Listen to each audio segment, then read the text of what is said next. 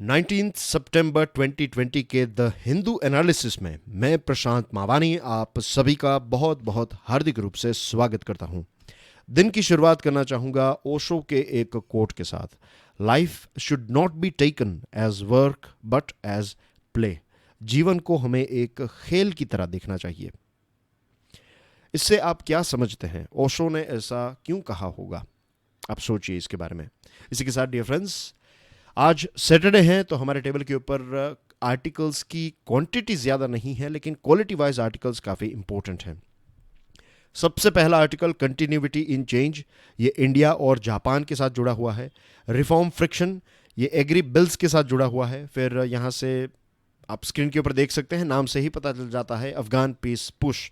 यह आर्टिकल लिखा है राकेश सूद ने। राकेश सूद साहब जो हैं वो भारत के राजदूत रह चुके हैं अफगानिस्तान में, और लास्ट आर्टिकल जो है ये जीएसटी के साथ जुड़ा हुआ है। डियर फ्रेंड्स, स्टडी आईक्यू की टीम ने मिलकर एक स्मार्ट कोर्स डिज़ाइन किया है। यूपीएससी की एग्ज़ाम को ध्यान में रखते हुए, प्री और मेंस की रिक्वायरमेंट्स को ध्यान में रखते हुए ये कोर्स डिज़ाइन किया गया है। इस कोर्स के साथ जुड़ी हुई सारी इन्फॉर्मेशन आपको हमारे मोबाइल एप्लीकेशन के ऊपर मिल जाएगी। 21 सितंबर तक ईएमआई की ऑफर भी अवेलेबल है। लेक्चर की पीडीएफ को डाउनलोड करना चाहते हैं, चेकआउट माय टेलीग्राम चैनल। आप मुझे फेसबुक पर भी फॉलो कर सकते हैं। कंटिन्यूटी इन चेंज, आपकी स्क्रीन के ऊपर जो तस्वीर है यह है जापान के नए प्राइम मिनिस्टर। इनका नाम है योशिहिडे सुगा। मिस्टर सुगा जो हैं, उन्होंने ये जापान का जो प्राइम मिनिस्टर का जो रोल है या फिर प्राइम मिनिस्टर का जो काम है, हम कह सकते हैं भागदौड़, जापान की भागदौड़ अब उन्होंने संभाली है। शिंजो एबे साहब के साथ क्या हुआ? शिंजो एबे ने रेजिग्नेशन दे दिया। उसके पीछे रीज़न ये है कि उनकी तबीयत जो है वो बहुत ख़राब रहती है। तो उन्होंने अपने एक बहुत ही करीबी व्यक्ति, एक बहुत ही करीबी एसोसिएट को, जो मिस्टर सुगा है, उन्होंने एक लंबे टाइम से शिंजो एबे साहब के साथ काम किया है। और भारत क्या एक्सपेक्ट करता है? भारत यही एक्सपेक्ट करेगा कि नए प्राइम मिनिस्टर के आने से कंटिन्यूटी मेंटेन रहे। एक्सपर्ट्स का कहना यह है कि मिस्टर सुगा का सिलेक्शन या फिर उनको जो इलेक्ट किया गया है, इसके पीछे भी एक इंडिकेशन है, इसके पीछे यही इंडिकेशन है कि कंटिन्यूटी जो है वो मेंटेन रहेगी। 2012 से अगर आप देखें तो चीफ कैबिनेट सेक्रेटरी का रोल मिस्टर सुगा ने संभाला है। वो उनकी पार्टी के टॉप स्पोक्स पर्सन भी थे, और इसी के साथ साथ शिंजो एबे साहब की जितनी भी नीतियाँ थी उनको इम्प्लीमेंट करने का जो रोल है वो भी मिस्टर सुगा करते थे। तो लेट्स होप के यही जो एक मीन्स आपको पता ही होगा कि मिस्टर मोदी और मिस्टर एबे एक दूसरे को बहुत अच्छे दोस्त बताते हैं। और ऐसा ही नहीं है कि सिर्फ दोस्त, मीन्स ऐसा नहीं है कि डिप्लोमेटिकली ही सिर्फ एक दूसरे को दोस्त मानते हैं। इन रियलिटी एज वेल, जब भी वो मिलते हैं तब आपको वो दिख जाता है, उनकी बॉडी लैंग्वेज, उनकी स्माइल, जिस प्रकार से वो बैठते हैं, बातचीत करते हैं, एक दूसरे का हाथ पकड़कर वहाँ पर ले गए, वहाँ पर तो ये सारी चीज़ें जो हैं ये बहुत ही रेयर होती हैं डिप्लोमेटिक वर्ल्ड में। वरना तो बहुत सारे प्रोटोकॉल्स हैं और सारी चीज़ें पहले से बताई गई होती है कि ये चीज़ हो सकती है, ये चीज़ नहीं हो सकती, एंड थिंग्स लाइक दैट। लेकिन मिस्टर एबे और मिस्टर मोदी के रिलेशन, आप इसको कह सकते हैं व्हाट वी से, एक लेटेस्ट जो वर्ड है, bromance, right? Bromance, that's the word. कि brothers like friends, they hang out with each other. Okay, enough about that. अब जापान को पहले लोकेट कर लेते हैं। आपकी स्क्रीन के ऊपर है map of Japan. I am sure you are aware कि भारत से अगर आप ईस्टर्न साइड, जो ईस्टर्न एशिया है, तो वहाँ पर ये देश आपको देखने को मिलता है, दैट इज़ जापान। और जापान देखिए एक आइलैंड नेशन है। On top as well you have see, यहाँ पर नॉर्थ पैसिफिक ओशियन है, फिलीपाइन सी हैं, सी ऑफ जापान है यहाँ पर, राइट। फिर कोरियन स्ट्रेट यहाँ पर देख सकते हैं, ये रहा साउथ कोरिया, ये नॉर्थ कोरिया, रशिया, चाइना भी यहाँ से दूर नहीं है, फिलीपाइंस भी थोड़े नीचे हैं, एंड यू फाइंड ताइवान भी इतना ख़ास दूर नहीं है। और दूसरी जो चीज़ें हैं जापान के बारे में, भारत के लोग तो बहुत सारी चीज़ें जानते हैं उनके कल्चर के बारे में। आई एम श्योर उनका टाइम मैनेजमेंट जो है उसके बारे में भी आपने सुना होगा। टाइम मैनेजमेंट में जापान का कल्चर जो है इट इज़ आउटस्टैंडिंग। वहाँ की जो ट्रेन्स हैं, बुलेट ट्रेन्स, अगर 1 मिनट भी लेट हैं तो वो आपको पूरा रिफंड दे देंगे। Can you believe that thing? Japan Tokyo में ये भी है कि अगर आप अपने कार जो हैं वो गलत जगह पर पार्क की हैं तो वो आपकी कार को उठाकर, जो जो काउंसिल है वो आपकी कार को उठाकर ले जाएंगे ऑफ कोर्स। और अगर आप कुछ दिनों के लिए मीन्स कार को कलेक्ट करने के लिए नहीं जाते तो भले ही वो आपकी फेरारी क्यों ना हो, भले ही वो आपकी रोल्स रॉयस क्यों ना हो, वो उस कार को क्रश कर देंगे। तो काफ़ी रूल्स एंड रेगुलेशंस और ये सारी चीज़ों के लिए काफ़ी फेमस हैं। स्पिरिचुअल भी है देश, खाने पीने के लिए भी काफ़ी फेमस हैं जापान, राइट। बहुत सारी आइटम्स जो हैं, फॉर एग्जांपल आपने सुशी का नाम सुना होगा, तो ग्लोबल डिश है। आप दुनिया के किसी भी बड़े शहर में जाइए, you will find Japanese sushi. तो ये कुछ चीज़ें हैं जापान के कल्चर। गार्डन को बहुत ही इंपॉर्टेंस दिया जाता है, नेचर को काफ़ी इंपॉर्टेंस दिया जाता है। और फिर अर्थक्वेक और सुनामी, ये सारी चीज़ें भी काफ़ी कॉमन है। वोल्केनिक माउंटेन्स काफ़ी कॉमन है वहाँ पर। I can go on and on, right, but this is Japan, right. ये एक ब्रीफ मैंने आपको प्रोवाइड किया है। ओके और एक और चीज़, I can not ignore this thing, मुझे ये कहना ही पड़ेगा आपको। प्रिसीजन का जो काम है वो दुनिया को जापान से सीखना चाहिए। जापान के कल्चर में है ये प्रिसीजन, राइट। कोई भी चीज़ आपने बनाई उसको और परफेक्ट बनाना है, राइट। चाहे वो कोई गन हो, चाहे वो कोई टेक्नोलॉजी हो, उसको अगर आपको परफेक्शन तक ले जाना है तो ये परफेक्शन का काम जो है वो जापान के द्वारा किया जाता है या फिर जापान में होता है। एक किस्सा है, पोर्तुगीज़ जो हैं वो जापान में गन लेकर गए। I am not sure whether they were Portuguese but European लोग जो हैं वो, I think they were Portuguese but still I am not sure, लेकिन डेफिनेटली यूरोपियन। तो यूरोपियन जो हैं वो जापान में उन्होंने गन इंट्रोड्यूस की। तो तब तक जापान जो है वो सामुराई को सबसे, नॉट सामुराई दैट कटाना, जो उनकी सामुराई की जो तलवार है उनको सबसे बेस्ट हथियार मानता था। लेकिन जब उन्होंने पहली बार गन देखी तब उन्होंने अपनी सामुराई को छोड़कर, या फिर छोड़कर इन द सेंस कि साइड में रखी, और फिर गन को स्टडी किया उन्होंने। और बताया जाता है कि कुछ 3-4 महीनों के बाद जापान ने उसकी एक रेप्लिका बनाई, एग्जैक्ट गन बनाई, और उसके 3-4-6 महीनों के बाद जापान ने उससे भी एक बेटर गन प्रोड्यूस की। तो ये एक छोटा सा किस्सा है उनके। आप कह सकते हैं कि एक लंबे टाइम से जापान जो है वो प्रिसीजन में काफ़ी फेमस है। ओके, अब उनके सामने नए प्राइम मिनिस्टर जो मिस्टर सुगा हैं, योशिहिडे सुगा के सामने जो मेन चैलेंज है वो ये है कि एक तो इकोनॉमी को रिवाइव करना, और दूसरी चीज़ है कोविड-19 के सामने लड़ाई करना। दूसरा जो एक चैलेंज उनको फेस करना पड़ सकता है वो ये है कि यूएसए के इलेक्शन का आउटकम क्या होगा। क्या मिस्टर ट्रंप जीतेंगे या फिर बिडेन? तो अगर बिडेन जीतते हैं तो फिर नए बदलाव होंगे, तो ये नए बदलाव के साथ आपको एडजस्ट करना होगा। अगर ट्रंप जीतते हैं तो भी थोड़े बहुत बदलाव आपको देखने को मिलेंगे। बहुत सारी चीज़ें कंटिन्यू रहेगी ऑफ कोर्स, लेकिन कुछ नई चीज़ें भी हो सकती हैं। तो वो क्या होगी, ये सारी चीज़ों को लेकर भी जापान, क्योंकि जापान और यूएसए जो है वो काफ़ी क्लोज फ्रेंड्स हैं। ख़ास करके डिफेंस की बात करें तो जापान की सिक्योरिटी प्रोवाइड करने का जो एक बहुत इंपॉर्टेंट रोल है वो यूएसए प्ले करता है। फिर चाइना का एग्रेसिवनेस, ये अभी 1-2 दिन पहले हम बात कर रहे थे ईस्ट चाइना सी के बारे में, रिमेंबर। तो ओवरऑल भी देखें तो चाइना का जो एग्रेसिव बिहेवियर है वो हर जगह पर हमें देखने को मिल रहा है। फिर वर्ल्ड इकोनॉमी भी डाउन टर्न पर है, तो जापान के ऊपर इसकी डायरेक्ट इम्पैक्ट होगी। ओलंपिक्स जो टोक्यो में होने वाले थे तो उनको रीशेड्यूल किया गया है। 2020 ओलंपिक्स को 2021 तक शिफ्ट किया गया है। जुलाई 2021 में ओलंपिक्स होंगे, तो ये भी सक्सेसफुल हों, दैट इज़ वेरी इम्पोर्टेंट। और भारत को definitely, Bharat will miss Shinzo एबे, लेकिन अब उनके ऊपर हैं, जो नए प्राइम मिनिस्टर हैं उनके ऊपर हैं कि अगर वो ऐसा कोई काम करे, ऐसे ऐसा रिलेशनशिप डेवलप करे कि शिंजो एबे जो है उनकी कमी हमें महसूस ना हो। हमारे और जापान के बीच में रिलेशनशिप है, उसका नाम है special strategic and global partnership. 2006 से हर साल दोनों देशों के प्राइम मिनिस्टर जो हैं वो एक दूसरे को मिलते हैं। एक मीटिंग वहाँ पर होती है तो दूसरे साल मीटिंग जो है वो भारत में होती हैं। दोनों देश क्वाड्रिलेटरल के पार्ट हैं। क्वाड्रिलेटरल में 4 देश हैं, USA, Japan, India and Australia. फिर जापान एक बहुत ही भारत के ऊपर बहुत ज़्यादा भरोसा करने वाला एक देश है। भारत के ऊपर आप देखिए कितना भरोसा किया है। जापान अकेला ऐसा देश है जिसके ऊपर न्यूक्लियर अटैक हुआ है, हिरोशिमा एंड नागासाकी। और वहाँ का जो कॉन्स्टिट्यूशन है उसमें तो ये न्यूक्लियर वेपन्स और इन सारी चीज़ों के बारे में बताया गया है कि you have to stay away from it, right. ऐसे देशों से भी दूर रहो।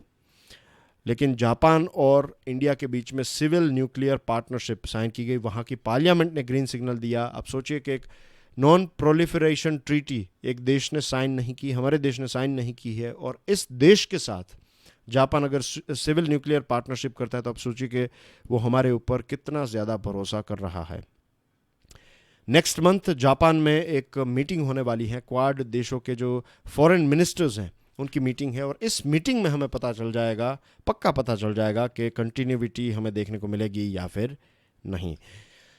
डियर फ्रेंड्स, इस लेक्चर को दूसरे स्टूडेंट्स के साथ शेयर ज़रूर करें। वीडियो पसंद आता है तो hit the like button and हमारी चैनल को सब्सक्राइब करना ना भूलें। फिर बात करते हैं रिफॉर्म फ्रिक्शन के बारे में। हरसिमरत कौर बादल अकाली दल के थे और एनडीए में थे, और ये हमारे यूनियन फूड प्रोसेसिंग मिनिस्टर थे। इन्होंने रेजिग्नेशन दे दिया है। किसान जो हैं, कुछ किसान प्रोटेस्ट कर रहे हैं, और प्रोटेस्ट के पीछे मेन रीज़न ये है कि जो प्रोटेस्ट कर रहे किसान, उनका मानना ये है कि एमएसपी मिनिमम सपोर्ट प्राइस को सरकार बंद कर देगी। सरकार ने ये बताया है कि मिनिमम सपोर्ट प्राइस को बंद नहीं किया जाएगा। तो प्रोटेस्ट क्यों हो रहा है? दो बिल्स हैं, राइट। बिल नंबर 1 जो है ये किस चीज़ के साथ जुड़ा हुआ है? ये बिल एपीएमसी यानी कि एग्रीकल्चरल मार्केट प्रोड्यूस कमेटी के एक अल्टरनेटिव, ये बंद एपीएमसी को बंद करने की बात नहीं है, लेकिन एपीएमसी को कंपटीशन दे ऐसे अल्टरनेटिव्स क्रिएट करने का एक बिल है। ये बिल नंबर 1 है। बिल नंबर 2 जो है ये कॉन्ट्रैक्ट फार्मिंग के साथ जुड़ा हुआ है। Contract farming is very important हमारे देश में। लगभग आप देख लीजिए 86% जितने किसान जो हैं ये स्मॉल और मार्जिनल फार्मर्स की कैटेगरी में आते हैं। तो उनके पास छोटी छोटी ज़मीन है। अब छोटी ज़मीन में वो ना तो ट्रैक्टर खरीद पाएंगे, उनके पास पैसे भी नहीं होते हैं, और नई चीज़ भी नहीं कर पाएंगे। लेकिन अगर कॉन्ट्रैक्ट फार्मिंग है फॉर एग्जांपल, तो एक बड़ी कंपनी आएगी और ये सारी छोटी छोटी ज़मीन जो है एक लॉन्ग टर्म लीज़ के ऊपर ले लेगी। हो सकता है कि यही किसान जो हैं उनको ही यहाँ पर जॉब दी जाए, अपनी ही ज़मीन के ऊपर वो जॉब करेंगे। कॉन्ट्रैक्ट होगा, क्लीन होगा कॉन्ट्रैक्ट, राइट। जब चाहे वो अपनी means as per the contract एक वक्त तक जो है वो ज़मीन ये कंपनी रखेगी। उसके बाद फिर से ये ज़मीन जो है वो किसान के कब्ज़े में आ जाएगी। तो उससे क्या होगा कि एक तो फिक्स सोर्स ऑफ इनकम उनको मिलेगा। प्रॉफिट हो, नुकसान हो, राइट, फसल अच्छी हो ना हो, किसानों को पैसे मिलेंगे। दूसरी चीज़, एक कंपनी आएगी तो वो बहुत ही प्रोफेशनल अप्रोच से खेती बाड़ी करवाएगी, तो किसानों के लिए भी नॉलेज बूस्टअप होगा। नए टूल्स का इस्तेमाल किया जाएगा, कम केमिकल्स या फिर केमिकल्स का इस्तेमाल ना हो, राइट। ट्रैक्टर्स और लेटेस्ट फैसिलिटीज़ जो हैं, ये सारी चीज़ें, तो इट्स जस्ट फर्स्ट स्टेप। मैं तो इसको एक बड़े बदलाव की तरह देखता हूँ, एक बड़े पिक्चर की तरह देखता हूँ कि हमारे छोटे छोटे किसान जो हैं उनको लेटेस्ट, उनको देखिए ट्रेडिशनल नॉलेज तो है ही। किसान के बेटे को आपको खेतीबाड़ी सिखानी नहीं पड़ती है, वो उसके ब्लड में है। वो अपने पिताजी माताजी को देख कर ही, ग्रैंडफादर्स को, अपने फैमिली मेम्बर्स को देख कर ही वो समझ जाता है कि कब कहाँ पर कैसी फसल होती है। थोड़ी बहुत ट्रेनिंग जो है वो पिताजी या फिर उनके मदर जो है वो दे देंगे। लेकिन ये लेटेस्ट जो नॉलेज है, राइट, ये नॉलेज कॉन्ट्रैक्ट फार्मिंग से, खास करके जब बड़ी कंपनीज, प्रोफेशनल कंपनीज आएगी तो उसका फ़ायदा होगा। तो सबसे ज़्यादा फ़ायदा ये एपीएमसी के अल्टरनेटिव और ये कॉन्ट्रैक्ट फार्मिंग, ये दोनों चीज़ों से सबसे ज़्यादा फ़ायदा होगा छोटे किसानों को। और हमारे देश में टोटल जो किसान हैं उसके 86%, ये बहुत ही इम्पोर्टेंट आंकड़ा है। आप ये जब समझेंगे, ये कुछ ऐसी इन्फॉर्मेशन होती हैं जो अगर आपके पास नहीं है तो आप खेती बाड़ी की सिचुएशन कभी नहीं समझ पाएंगे। मैं चलिए आपको बता ही देता हूँ। सबसे इंपॉर्टेंट तो मैंने आपको बता दिया कि 86% जो है ये छोटे फार्मर हैं। हमारे देश में 50% जितनी पॉपुलेशन जो है वो एग्रीकल्चर के साथ जुड़ी हुई है, उनका मेन प्रोफेशन एग्रीकल्चर है, 50%। हमारे देश में आज भी 60% ज़मीन ऐसी है जो डायरेक्टली रेन फेड है, यानी कि अगर बारिश अच्छी हुई, राइट, मीडियम जो पर्याप्त बारिश है हुई तो अच्छी फसल होगी। बहुत ज़्यादा बारिश हुई तो फसल बर्बाद हो जाएगी। बहुत कम या फिर ना बारिश ही नहीं हुई तो भी फसल, तो आप कह सकते हैं कि सिंचाई की फैसिलिटी सिर्फ 40% एग्रीकल्चर लैंड के पास है। इसके अलावा हमारे देश का ये खेती बाड़ी वाला जो बिज़नेस है ये बहुत ही स्ट्रेंज है। किसान जो है सारी चीज़ें होलसेल में ख़रीदता है और चीज़ों को रिटेल प्राइस में, माफ़ कीजिएगा, सारी चीज़ें रिटेल प्राइस में ख़रीदता है और चीज़ें जब बेचने जाएगा तब वो होलसेल प्राइस में। कभी ऐसा किसी भी बिजनेस में आपने ये सुना है कि आप रिटेल प्राइस में चीज़ों को ख़रीदें और होलसेल प्राइस में बेचें? राइट, पॉसिबल ही नहीं है। कपड़े हैं तो जो कपड़े की दुकान है तो that person will buy jeans, T shirts, whatever it is, right, वो एक 200, 300, 500 ऐसे शर्ट्स और टी शर्ट्स और ये सारी चीज़ों की खरीदी करेगा और फिर रिटेल प्राइस में एक एक को बेचेगा। यहाँ पर किसान एक एक चीज़ खरीदता है और होलसेल में बेचता है, तो इसमें प्रॉफिट कैसे होगा? तो ऐसे बहुत सारे इश्यूज जो हैं वो किसान फेस करते हैं। और एपीएमसी की बात करें, एग्रीकल्चरल मार्केट प्रोड्यूस कमेटी, तो इसमें एक कार्टेलाइजेशन हो गया है। किसानों को एक ही जगह पर सारा सामान बेचना पड़ता है, वो दूसरी जगह पर नहीं बेच पाते। तो यहाँ पर जो ट्रेडर्स हैं वो प्राइस तय करेंगे, वो प्राइस किसानों को मिलेगी। मैंने खुद देखा है, आई एम नॉट श्योर कि आप में से कितने स्टूडेंट्स ने इसको देखा होगा, आई एम नॉट श्योर, लेकिन मैं तो ये सारी चीज़ें, ऐसा नहीं है कि यही सारी चीज़ें ऑब्जर्व करते रहता हूँ, बट कई बार इफ़ यू गो समवेयर तो ध्यान चला जाता है। एक लंबी लाइन देखते हैं ट्रक्स की, और जो बोलेरो कार्स हैं इनकी लंबी एक लाइन देखते हैं मार्केटिंग यार्ड के बाहर। आई एम टॉकिंग अबाउट लंबी लाइन, यानी कि I am talking about 3, 4, 5 kilometre जितनी लंबी लाइन है। और ये जो किसान है वो अपना सामान बेचने के लिए मार्केटिंग यार्ड्स की तरफ मीन्स वेटिंग में है, फिर उनका नंबर आएगा, फिर वो अंदर जाएंगे। यू वॉन्ट बिलीव 2-2 दिन इसमें, उससे भी ज़्यादा वक्त जो है वो चला जाता है। तो क्यों ऐसा हो रहा है? क्यों वो वहाँ पर अपने ही खेत में बैठकर वहाँ से सामान क्यों नहीं बेच पाता? ऐसी फैसिलिटी होनी ही चाहिए। ट्रांसपोर्टेशन का खर्च भी किसान को उठाना पड़ता है, 2-3 दिन उसके वेस्ट हो जाएंगे, राइट। तो और जो 2 दिनों के लिए अगर आपने वो व्हीकल रखा है तो उसका भाड़ा, तो आपका प्रॉफिट कम होगा। इसकी जगह आप सोचिए कि आप पैकेजिंग करके सारी चीज़ों को रख दीजिए और वहाँ पर आकर लाइक जैसे ओला टैक्सी हैं, तो इसी प्रकार से ये ट्रक की सर्विसेज आकर आपका सामान जो है वो लेकर चली जाएगी, आपको पैसे पेमेंट जो है वो मिल जाएंगे। तो ये सारी चीज़ें आज के ज़माने में पॉसिबल हैं, और ये बदलाव जो है मेरा मानना है राज्य सरकार नहीं कर सकती, ये सेंट्रल गवर्नमेंट को ही करना पड़ेगा, क्योंकि एपीएमसी जो है ये लोकल पॉलिटिक्स के साथ जुड़ा हुआ होता है। तो लोकल पॉलिटिशियंस जो हैं वो अपना पावर कभी भी डाइल्यूट होने नहीं देंगे। तो राज्य सरकारें तो ये नहीं कर सकती, लेकिन सेंट्रल गवर्नमेंट अगर बदलाव करती है तो ये हो सकता है। तो ये जो डिसीजन लिया है, आई थिंक ये सही लिया है। By striking compromise on GST compensation, center could have offset the compliance of states of revenue laws for sales outside APMC. सरकारों का कहना, राज्य सरकारों का कहना यह है कि APMC के बाहर अगर सेल्स किया जाएगा तो उनके टैक्स कलेक्शन में ड्रॉप होगा। इसको लेकर सेंट्रल गवर्नमेंट को ये करना चाहिए था, उनको एक कॉम्पनसेशन की ऑफ़र प्रोवाइड करनी चाहिए थी। तो अगर ऐसा किया होता तो राज्य सरकार जो है वो इनके सपोर्ट में रहती। एमएसपी की बात करें, ऑफ कोर्स एमएसपी इम्पोर्टेंट है, लेकिन एमएसपी एक परमानेंट सॉल्यूशन नहीं है। कैसा वक्त आएगा जब मार्केट ओपन हो जाएगी, then we have to let farmers let market decide. लेकिन फ़िलहाल तो हमारे देश की सिचुएशन ये नहीं है कि हम एमएसपी को रिमूव कर सकें। सरकार ने कुछ ऐसे बदलाव भी किए हैं, कुछ नए चेंजेस, रिफॉर्म्स लाए।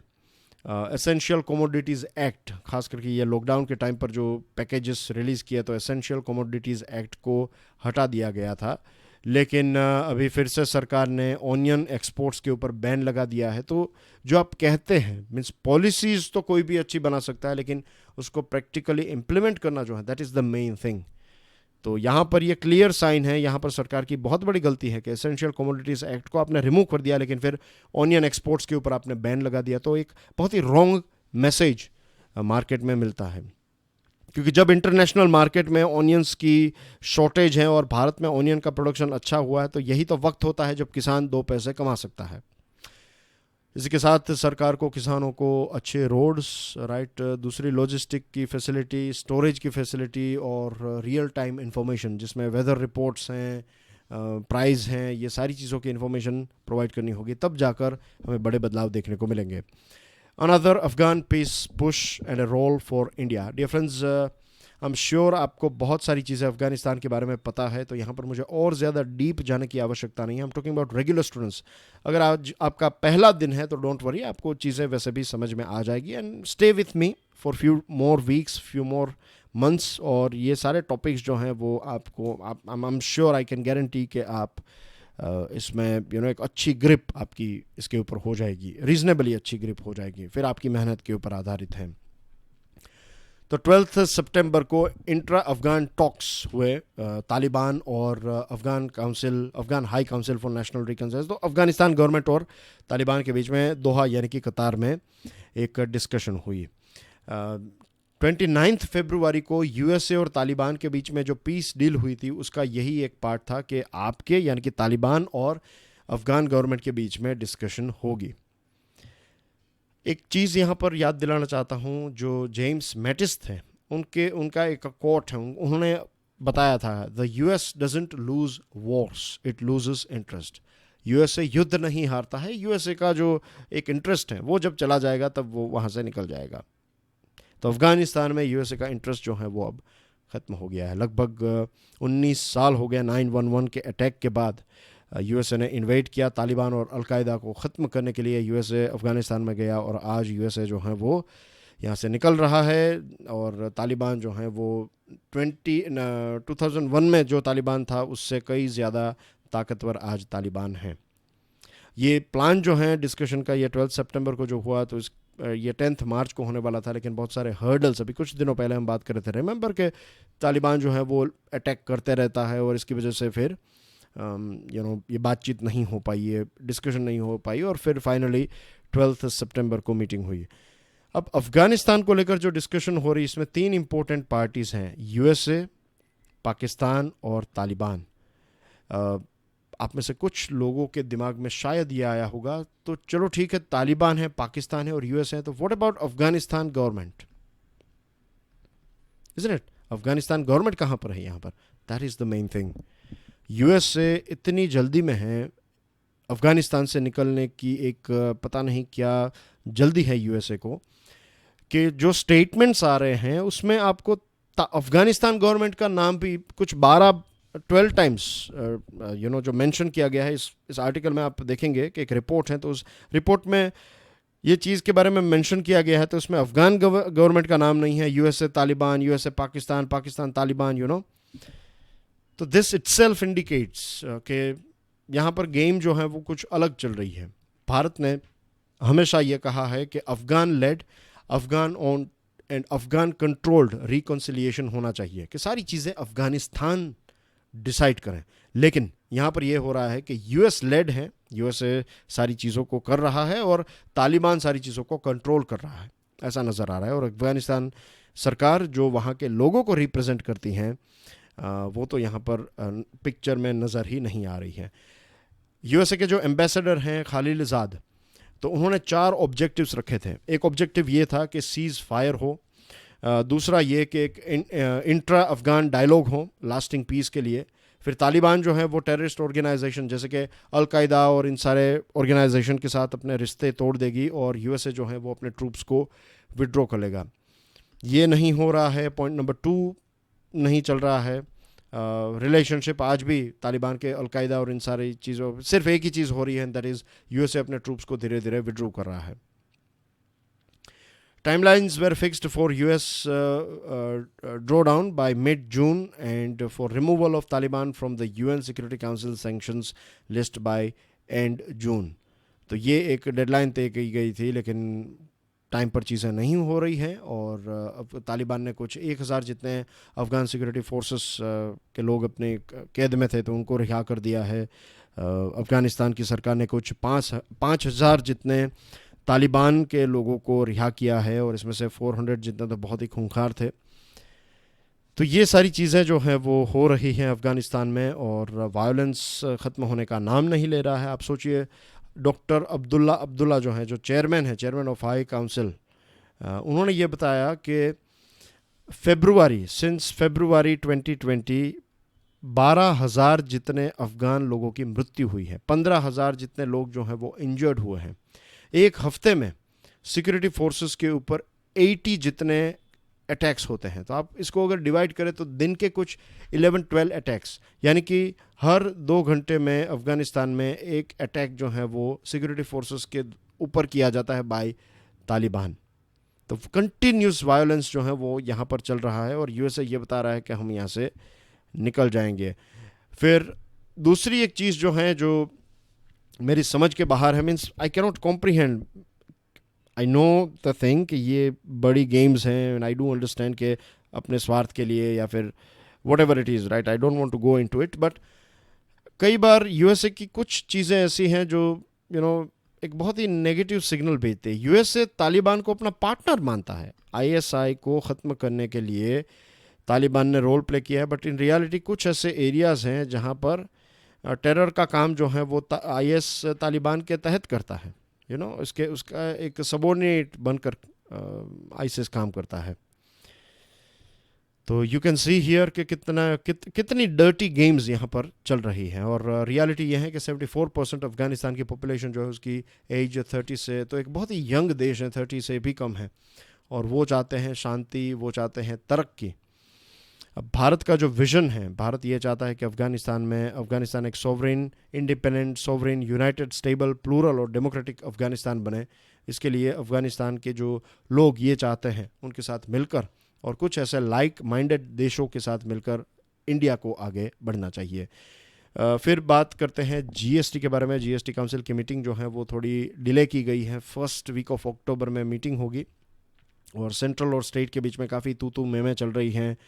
जब जीएसटी को इंट्रोड्यूस किया जा रहा था उस टाइम पर 14% एनुअल ग्रोथ की बात की थी कि 14% आपको जो पहले रेवेन्यू मिलता था, आपको पहले 100 रुपये, अगर राज्यों को, एक राज्य है गुजरात, अगर उनको हर साल 100 रुपये रेवेन्यू में मिलते थे तो जीएसटी के इंट्रोडक्शन से 114 मिलेंगे, फिर नेक्स्ट ईयर 114 के ऊपर 14% ऐड किया जाएगा। तो ऐसे ऐसे करके 2022 तक आपको इस प्रकार का ग्रोथ होगा और अगर शॉर्टफॉल हुआ तो कॉम्पनसेट किया जाएगा, और ये सारी बातें हुई थी। लेकिन अब रेवेन्यू फॉल हुआ है, रेवेन्यू शॉर्टफॉल हुआ है और सेंट्रल गवर्नमेंट जो है वो टाइम पर पैसे भी पे नहीं कर रही है और इसको लेकर राज्य सरकारें जो हैं वो काफ़ी नाराज़ हैं।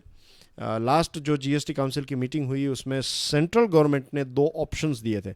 एक और चीज़ मैं बताना चाहूँगा कि डियर फ्रेंड्स, एक सीरीज़ है जिसका नाम है डेली फाइनेंशियल न्यूज़ एनालिसिस। ये लेक्चर भी मेरे द्वारा ही लिए जाते हैं। अगर आपने इन लेक्चर्स को नहीं देखा है तो मैं इनवाइट करता हूं आपको कि आप इन लेक्चर्स को देखिए। ये जीएसटी काउंसिल के साथ जुड़ी हुई जो रेगुलर स्टूडेंट्स डीएफएनए को देखते हैं और द हिंदू एनालिसिस को देखते हैं, तो आपके लिए तो ये रिवीजन होगा, इज़न्ट इट, क्योंकि हमने इसके बारे में ऑलरेडी बात कर ली है। तो इट इज़ वेरी इंपॉर्टेंट कि इकोनॉमिकल, फाइनेंशियल और बिजनेस न्यूज़ के साथ आप अप टू डेट रहें। और हिंदू, टाइम्स ऑफ इंडिया, ये सारे न्यूज़पेपर्स जो हैं, इंडियन एक्सप्रेस, इसमें इतना ज़्यादा फोकस नहीं होता है फाइनेंशियल और इकोनॉमिकल वर्ल्ड का। तो यही एक जो शॉर्टेज है या फिर वैक्यूम है उसको फिल करता है DFNA। तो इसको ज़रूर देखिएगा, right. It is delivered every day from Monday to Saturday.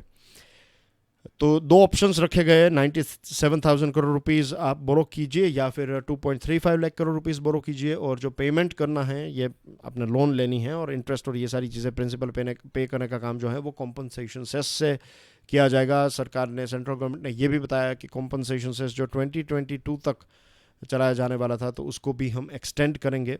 देखिए, कॉरपोरेट प्रॉफिट कम हुआ है, FMCG और ई-कॉमर्स थोड़ा बहुत बिजनेस कर लेंगे, लेकिन दूसरे सारे businesses, airline, hotels, consumer durables, यहाँ पर बहुत बड़े लॉसेस हो रहे हैं।